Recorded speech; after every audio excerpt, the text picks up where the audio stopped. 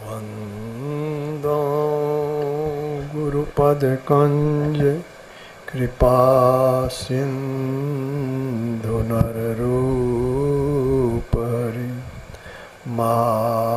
मोहतम पुंज जासु वचन रवि करे निकरे धन्य धन्य सद्गुरु सुखदा महिमा कही न जाए। जो कुछ कहूँ तुम्हारी कृपा मोते कछु न बसाए। बोलिए प्रेम से श्री सद्गुरु महाराज की जय। मंच पर विराजमान श्रद्धेय महात्मागण, धर्मानुरागी सज्जन वृंद तथा आदरणीय माताओं एवं पुण्यवती बहनों, कल अपराह्न काल के सत्संग में मैंने बतलाया था इस सत्संग का आयोजन कराने का एकमात्र उद्देश्य है कि मनुष्य संत महापुरुष जो जीव के हित के लिए संसार में आते हैं उनके उपदेश का वर्णन हो। संत महापुरुषों ने हम लोगों के कल्याण के लिए क्या कहा उस बात को लोग सुन सके, इसी के लिए सत्संग का आयोजन है। तो यह कोई मन बहलाव के लिए नहीं, किस्सा कहानी नहीं, खेल तमाशा नहीं, लेकिन कल्याण की बात इस सत्संग में सुनाई जाती है। संत लोग जीव के कल्याण के लिए संसार में आते हैं। अभी सत्संग के प्रारंभ में संत कबीर साहब की वाणी का पाठ हुआ, आप लोगों ने सुना। संत कबीर साहब कहते मोरे जियरा बड़ा अंदेशवा मुसाफिर जइयो कौनी ओर। संत कबीर साहब इस संसार के लोगों को मुसाफिर कहते हैं। कहते हैं तुम किस ओर जा रहे हो, मेरे मन में इस बात से बहुत अंदेशा है। किसको कहा मुसाफिर? शरीर में रहने वाला जीवात्मा। प्रत्येक शरीर में, कोई भी शरीर हो, मनुष्य हो, पशु पक्षी, सब के अंदर में जीव है, जिसके रहने से चलना फिरना, घूमना फिरना, खाना चाहना, बोलना चालना सब होता है। वह जीव है कौन? गोस्वामी तुलसीदास जी महाराज ने लिखा, ईश्वर अंश जीव अविनाशी, चेतन अमल सहज सुख राशि। यह जीव ईश्वर परमात्मा का अंश है, इसका भी नाश नहीं होता। हम लोग देखते हैं कि फलाने व्यक्ति शरीर त्याग दिए, कहते हैं ना फलाने शरीर त्याग दिए। कोई अभी कहते फलाने मर गए। मरता क्या है? शरीर में रहने वाला जीव नहीं मरता। शरीर से जीव निकल जाता है तो वह शरीर मुर्दा शरीर कहलाता है। अब शरीर से जीव के निकल जाने पर या इसको रखना चाहे कुछ दिनों तक नहीं रहेगा, 2-4 दिन के बाद ही यह सड़ना प्रारंभ हो जाता है, दुर्गंध आने लगता है। इसलिए लोग क्या करते हैं, शरीर का दाह संस्कार कर देते हैं। शरीर का दाह संस्कार कर देते हैं। जीव जो इसमें था निकल गया, वो कहाँ जाता है? वह 84 लाख योनियों में 84 लाख प्रकार के शरीर है, एक एक शरीर में उसको जाना पड़ता है। माया बस जीव आवागमन के चक्र में पड़ा रहता है। आवागमन बारंबार शरीर में आना, शरीर से निकलना, विभिन्न शरीरों में। इससे निकलने में बहुत बहुत कष्ट होता है जीव को।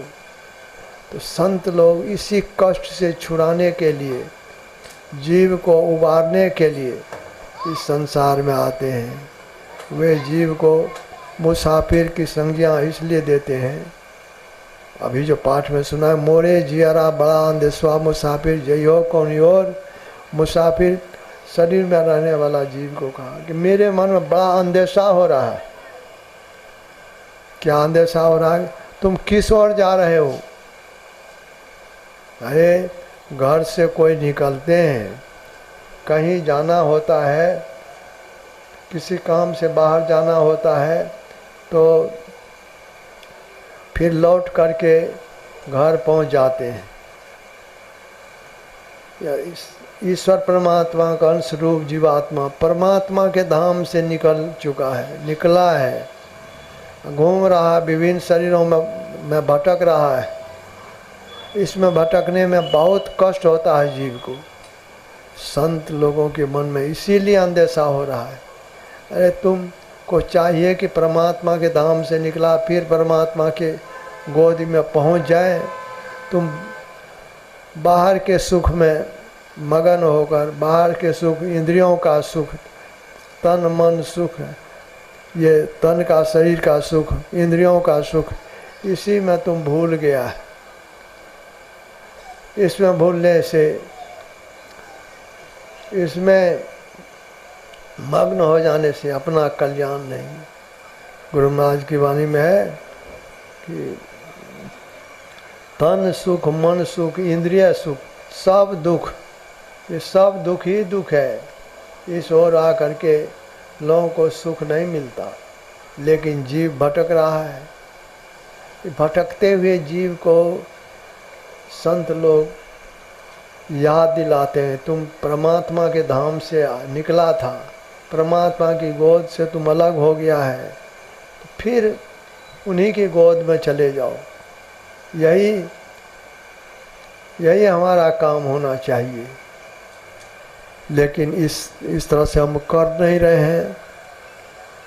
विभिन्न शरीरों को धर करके, जैसे लोग कहीं जाते हैं तो दिन भर चलते हैं, पहुंच नहीं सके जहाँ पहुंचना होता है तो रात में रह जाते हैं कहीं पर, धर्मशाला में या कहीं भी ठहर जाते हैं। सवेरा होने पर फिर चल देते हैं। उसी तरह से हम लोग भी शरीर रूप धर्मशाला में ठहर गए अभी, फिर इसको छोड़ करके आगे बढ़ेंगे।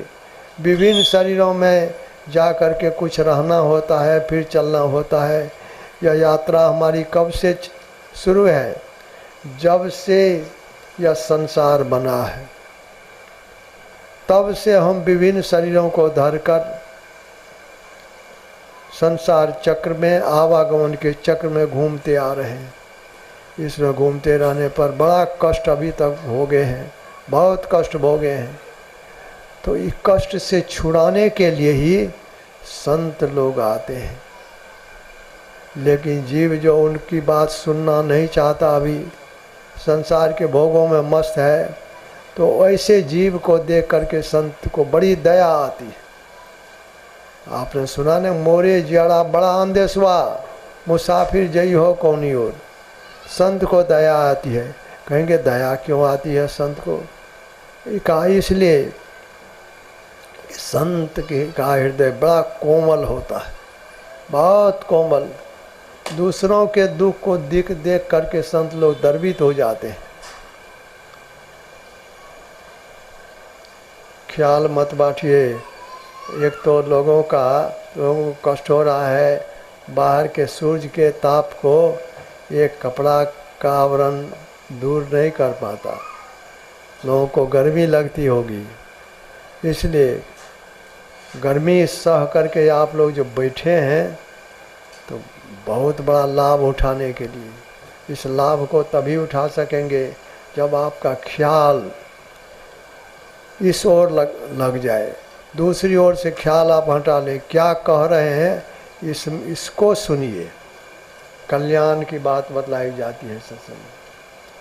तो संत लोगों के मन में अंदेशा इसलिए कि संत लोग देखते हैं दूसरे, इसको कष्ट हो रहा है, कष्ट हो रहा है, कष्ट से छूट जाए। साधारण जीव तो वह अपने कष्ट को भी नहीं जानता, कष्ट हो रहा उसी में भूले हुए हैं, झूठे सुख को सच्चा सुख मान बैठे हैं और उसी ओर दौड़ लगा रहे हैं। लेकिन संत लोग का संत लोग जानते हैं कि सच्चा सुख क्या है। ये इंद्रियों का सुख सच्चा सुख नहीं है, ये संसार के भोगों को भोगने का सुख सच्चा सुख नहीं है। सच्चा सुख तो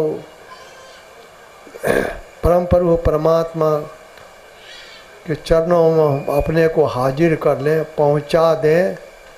हम प्रभु प्रभु हम एक ही होई, द्वंद्व और द्वैत रहे नहीं कोई।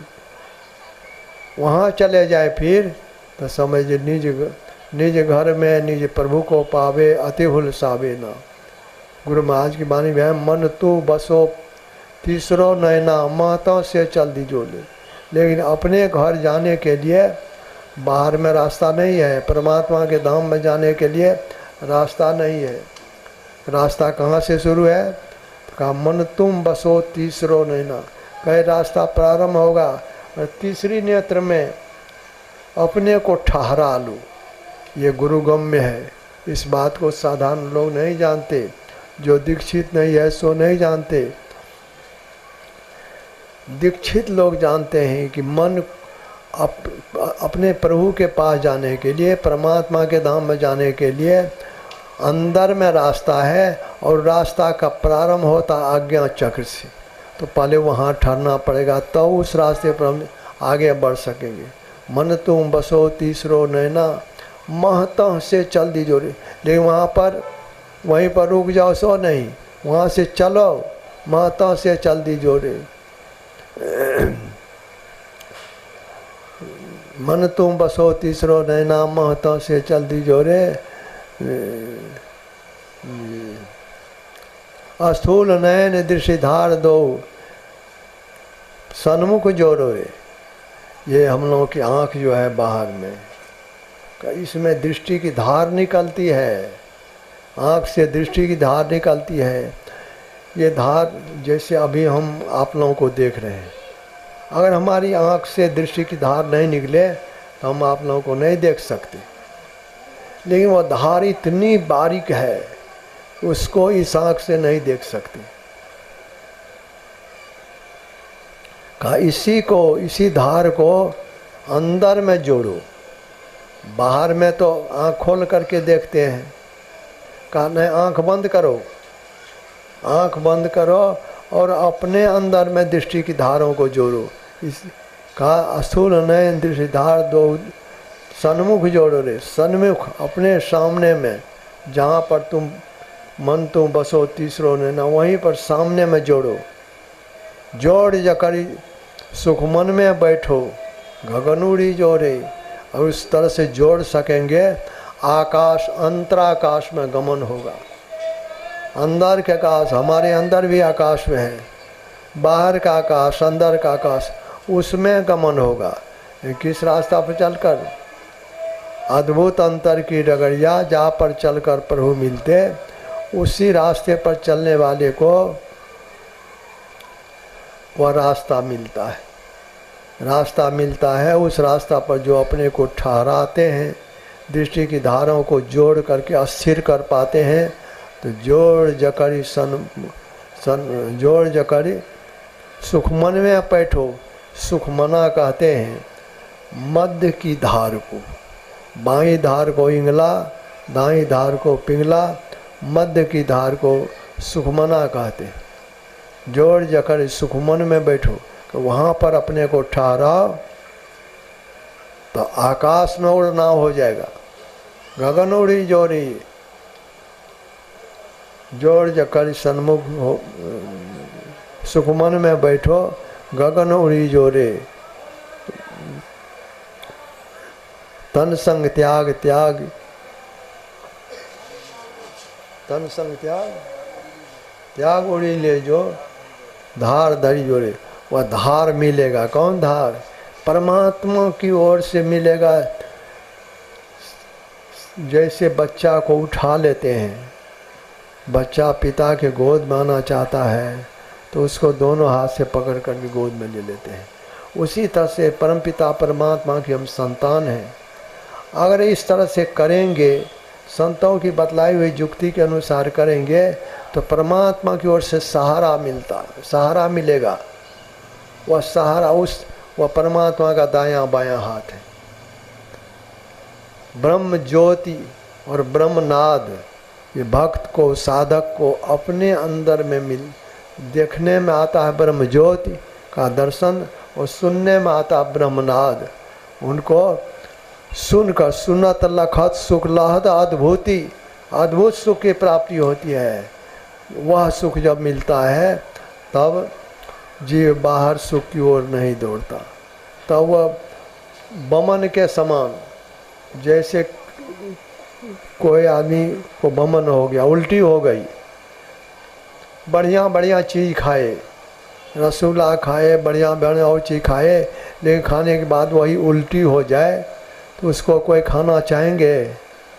कोई खाना नहीं चाहेंगे।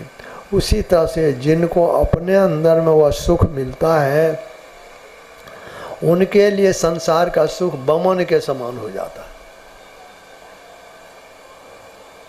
ब्रह्म पीयूष मधुर शीतल, जो पै मन सो रस पावे, तव कत मृग जल रूप विषय कारण निश्वास धवे। ब्रह्म रूपी अमृत की प्राप्ति होती है।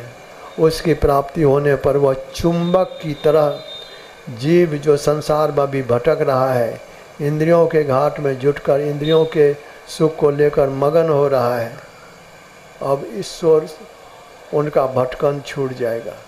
लेकिन अभी तो भटक रहा है, अभी तो बाहर बार दौड़ लगा रहे हैं। जो छूटने वाला सुख है उसी को हम बहुत जमा करना चाहते हैं, उसी को भोगना चाहते हैं।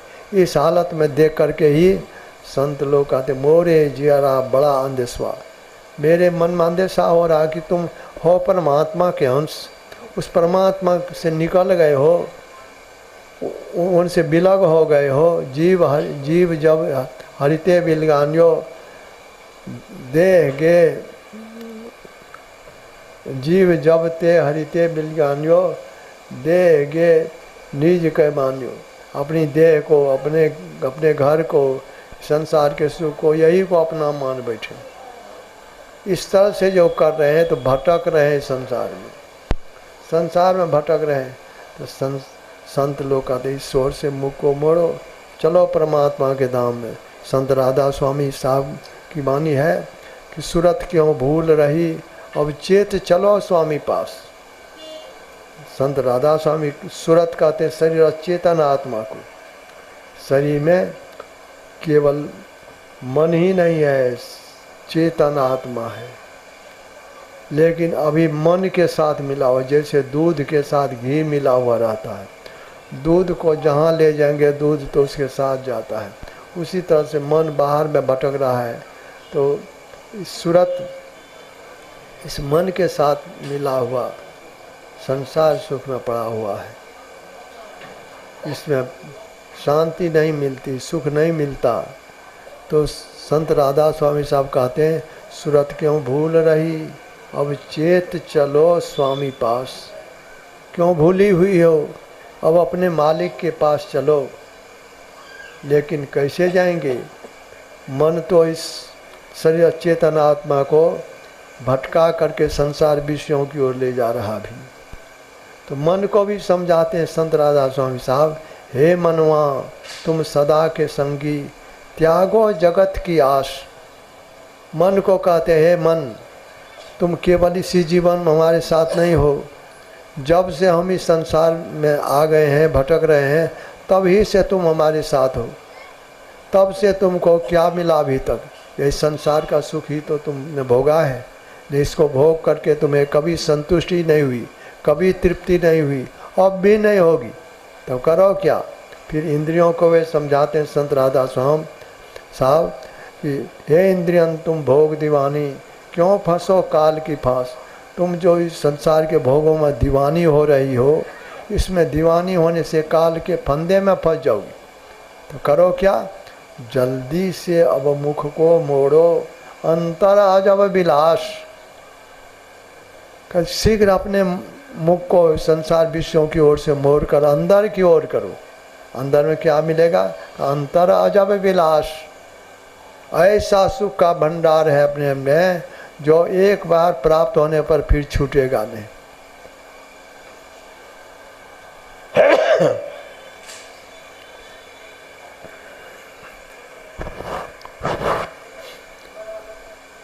का उस सुख को प्राप्त करने के लिए जैसे बने तैसे करो कमाई, जिस तरह से भी हो उस सुख को प्राप्त करो। यही मानुष देह समया में करो परमेश्वर में पार। यह काम इसी शरीर में हो सकेगा। शरीर तो इस जीवन में मनुष्य का शरीर तुम्हें मिला है, नहीं करोगे छूटेगा, फिर अवसर नहीं मिलेगा, फिर यह मनुष्य अनमोल मनुष्य शरीर नहीं मिलेगा। नर समान नहीं कबनु देही जीव चराचर जाचर जी। इस मनुष्य शरीर के समान और कोई शरीर नहीं है। तो एक बार इस शरीर के छूट जाने पर 84 लाख योनियों में जाना पड़ेगा। तो कहते हैं इससे छुड़ाने के लिए अपने मन को, अपने मुख को संसार विषयों की ओर से मोड़ कर अंदर की ओर करो। गुरु जुक्ति से करो। संत स्वरूप जो जुक्ति बतलाते हैं वो जुक्ति से करो। बाहर के विषय से संबंध छूट जाएगा, लेकिन अंदर की ओर हो जाने पर अंदर का सुख मिलेगा। अंदर का सुख पहले जप भी जो करेंगे उसमें भी एकाग्रता होगी तो बड़ा चैन मालूम पड़ेगा। असुर रूप का ध्यान करेंगे उसमें भी एकाग्रता होगी तो बड़ा चैन मालूम पड़ेगा। दृष्टि योग साधन के लिए तो कहना है क्या, दृष्टि योग साधन करने पर तो अपने अंदर में देखने में आने लगेगा। परमात्मा की अद्भुत लीला अपने अंदर में देख सकोगे। तो उसमें तो ऐसा सुख जैसा सुख कभी नहीं प्राप्त किया। इसीलिए गुरु महाराज की वाणी में है कि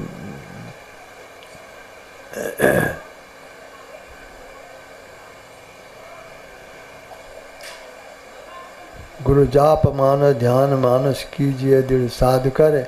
इनका प्रथम अभ्यास कर शुद्ध करना ही चाहिए। पहले जो बतलाते हैं जप करने के लिए, मानस जप, मानस ध्यान, इसको खूब दृढ़ता के साथ करो। इसके बाद जो दृष्टि जो साधन करोगे तब तुमको अपने अंदर में सुख की अनुभूति होने लगेगी। सुख देखो रे भाई,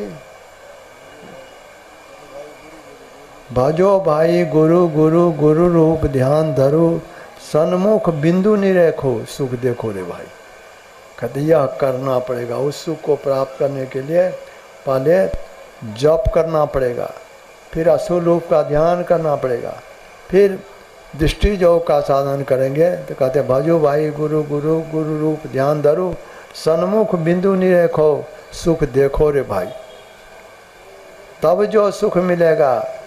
संसार सुख की ओर मन नहीं भागेगा। और यह एक बार इसका यह प्राप्त होने पर, यह सुख मिलने पर फिर यह संस्कार अन्य शरीर में जाने नहीं देगा। नहीं तो अगर नहीं किया तो शरीर तो छूटना ही है एक दिन, एक न एक दिन छूटेगा। लेकिन केवल कमाने खाने में अगर जीवन बीत गया तो नहीं ऐसो जन्म बारंबार। गुरु नानक साहब ने कहा नहीं ऐसो जन्म बारंबार, तब तो मनुष्य शरीर जीव को बारंबार नहीं मिलता। इसीलिए फिर वे आगे कहते का जानो जो पुण्य प्रगट होते रहो मानो खा अवतार। तुम्हारा कुछ पुण्य रहा होगा जो मनुष्य शरीर तुम्हें प्राप्त हो गया, लेकिन घटत छिन छिन बढ़त पल पल जात न लागत बार।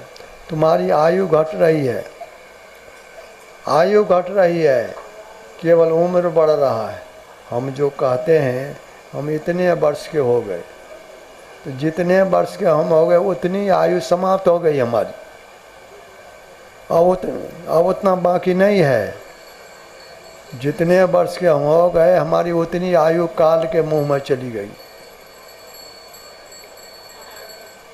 घटती जा रही। घटत छिन छिन बढ़त पल पल, आयु घट रही है, उम्र बढ़ रहा है, इसको बीतने में समय नहीं लगेगा। जात न लागत बार, वृक्ष ते फल टूटी पड़ी हैं, बहुरी न लागत डाल। जैसे वृक्ष से फल गिर जाता है तो गिरा हुआ फल फिर डाल में जा कर के नहीं लगता। गाछ में फल लगा हुआ फल गिर जाए नीचे तो कितना ही कोई प्रयत्न करे वह गिरा हुआ फल गाछ में जा कर के लगता नहीं। उसी तरह से जिस क्षण इस शरीर से प्राण निकल जाएगा, कोई लाखों उपाय कर ले, फिर वह जीव, शरीर से निकला हुआ जीव फिर इसमें वापस नहीं आवेगा। संत राधा स्वामी कहते इस बात को जानकर गफलत में मत रहो, इस बात को जानो। इस बात को जानकर संसार के कर्तव्य कर्म को करते हुए, कर्म छोड़ने के लिए कोई संत लोग नहीं कहते संसार के कर्तव्य कर्म को करते हुए परमात्मा की भक्ति सुमरन ध्यान करो, सबसे होने योग्य है, कोई इसके लिए अयोग्य नहीं। हम लोगों के गुरु महाराज ने कहा जितने मनुष्य स्तनधारी हैं प्रभु भक्ति कर सकते, सभी केवल मनुष्य कर सकते हैं। अभी आप लोग आए, सत्संग वचन को सुन रहे हैं, कष्ट सह करके धूप लग रही है, फिर भी आप लोग बैठे हैं सुनने के लिए। लेकिन आपके पास अगर गाय है, बैल है, भैंस है, कोई और जानवर है, उसको कहेंगे, कोई कहे कि चलो तुम भी सत्संग सुनने के लिए, वह समझेगा आपकी बात? वह समझ नहीं सकेगा, वह आएगा नहीं, कोई सुन नहीं सकता, उसे कोई सुना नहीं सकता, वह कर नहीं सकता। वह तो अज्ञानता वाला शरीर है। केवल मनुष्य के शरीर में परमात्मा ने विशेष ज्ञान दिया है। मनुष्य केवल इस काम को कर सकता है।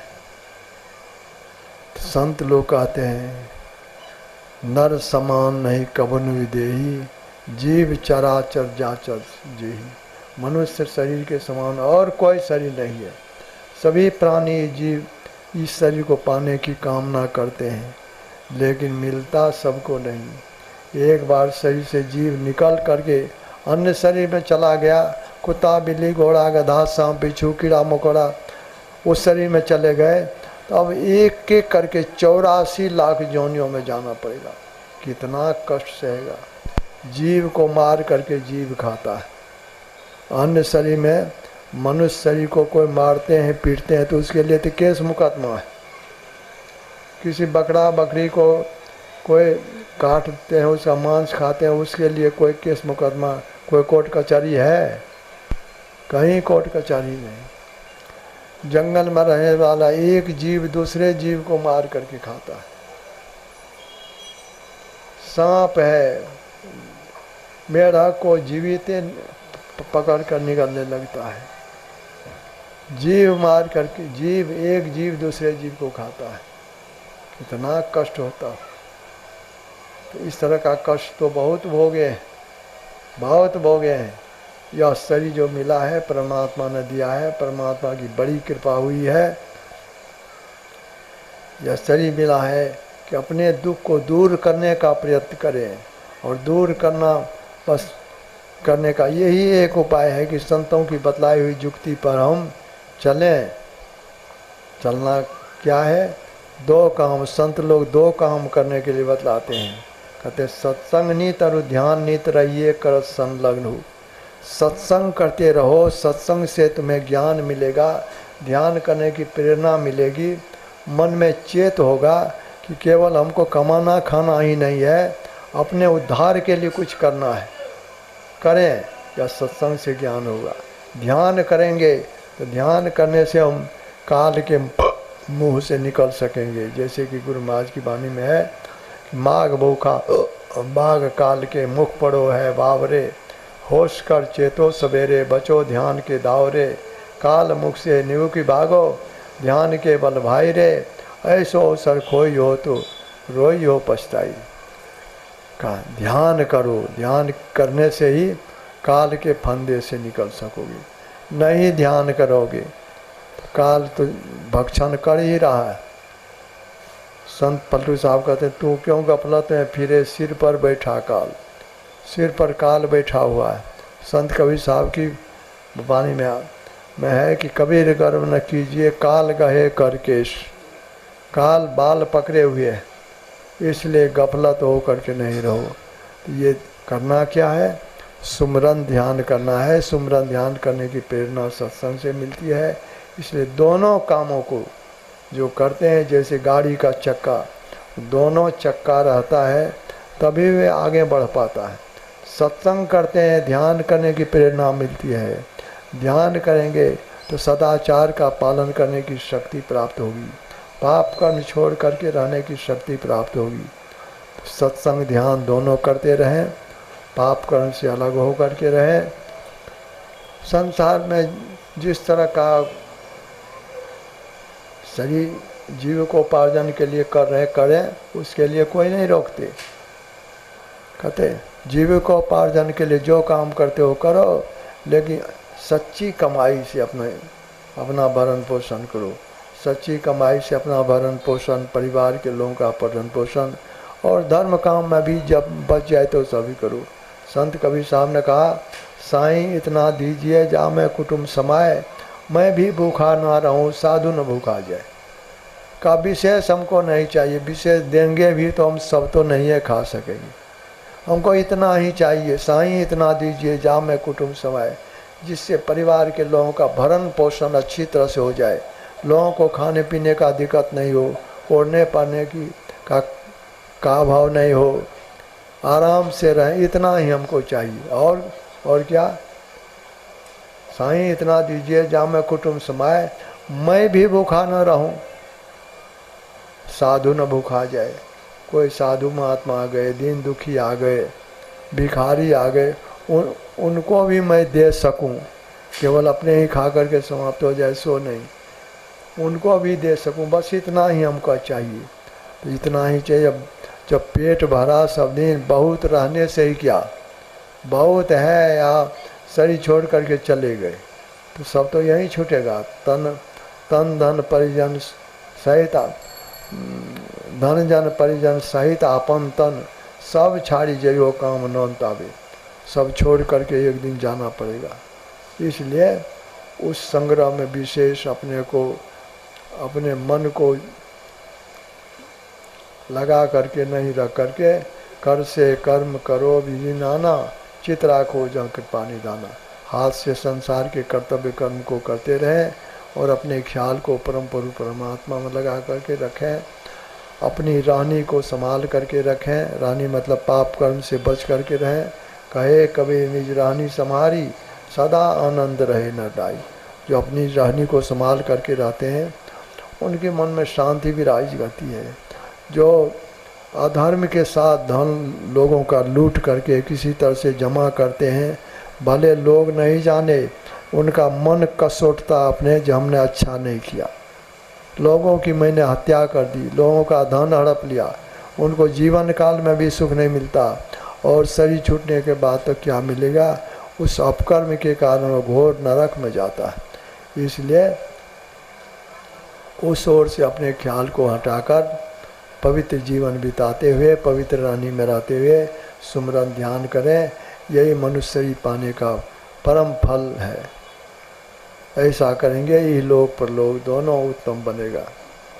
यह जीवन भी सुखमय शांतिमय और आगे का जीवन भी सुखमय शांति बनेगा। तब देखिए आप लोगों को भी धूप के कारण कष्ट हो रहा है और मैं भी तो अस्वस्थता के कारण बाहर नहीं जाता हूँ। ये तो यहाँ जो आना हुआ दिल्ली चिकित्सा कराने के क्रम में आना हुआ, नहीं तो उधर जो अधिवेशन वगैरह होता है, जिला अधिवेशन, अनुमंडलीय अधिवेशन, परमंडलीय अधिवेशन, प्रखंड अधिवेशन, हमारे भाई लोग महात्मा लोग सब जगह जाते हैं। मैं तो कुपा घाट में ही रहता हूँ बस अस्थिर होकर के। यहाँ आना हुआ कि इसलिए कि चिकित्सा करानी थी, इसीलिए तो मुझे भी अधिक देर तक बैठने में कष्ट ही होता है। तो अब मैं अपनी बात समाप्त करता हूँ। यह जो सत्संग का आयोजन हुआ, चंद्रकिशोर बाबू ये इस सत्संग का आयोजन किए।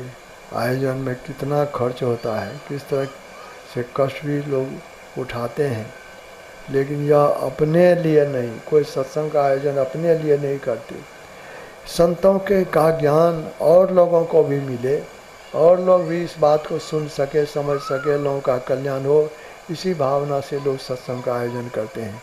इस भावना से सत्संग का आयोजन करने वाले बड़े पुण्य के भागी होते हैं।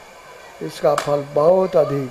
भोज भंडारा केवल एक शाम खिला देंगे, वो तो जीवन भर तो उसी अन्न से रहेंगे नहीं। लेकिन सत्संग वचन सुन करके अगर थोड़ा सा भी चेत हो गया, इस रास्ते पर लग गए, बड़ा कल्याण होगा, जीवन सुधर जाएगा। यह जीवन सुधारने वाला काम यही सत्संग का आयोजन है। यह आयोजन करा के चंद किशोर बाबू, उनके भाई लोग, परिवार के लोग बड़े पुण्य के भागी हुए हैं।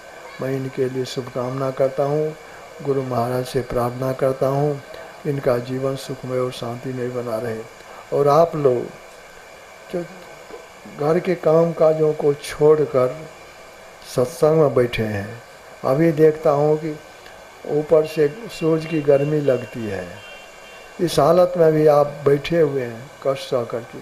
आप लोग भी बहुत बहुत पुण्य के भागी हैं।